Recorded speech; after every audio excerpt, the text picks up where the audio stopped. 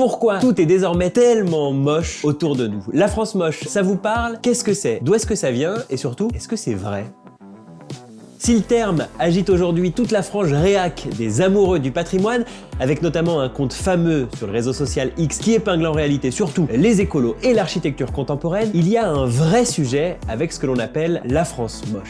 À l'origine, c'était le titre d'un article de Télérama en 2010 à propos des villes qui s'étalent et de l'urbanisme que ça génère. Vous savez, ces zones commerciales avec toujours les mêmes enseignes dans des grands hangars en tôle. Depuis, le terme France moche continue d'être utilisé pour décrire cette architecture qui se situe plutôt en périphérie vers les grands échangeurs routiers dans ce que l'on appelle les entrées de ville. Mais est-ce que c'est vraiment si moche que ça? La beauté étant quelque chose de relatif, c'est donc un biais culturel qui nous amène à trouver ces lieux pas très beaux. On en connaît d'ailleurs qui défendent le contraire, des artistes notamment comme le photographe Raymond Depardon, le duo Éric Tabouchy et Nelly Monnier, ou encore les écrivains Aurélien Bélanger et Jean Rollin qui magnifient ces paysages de magasins, de routes et de ronds-points. Mais justement, par la place qu'elle donne à la voiture, s'il y a un problème avec les zones commerciales, ne serait-il pas plutôt d'ordre écologique et social, à l'inverse de nos bons vieux commerces de proximité accessibles à pied et où l'on se croise plus facilement?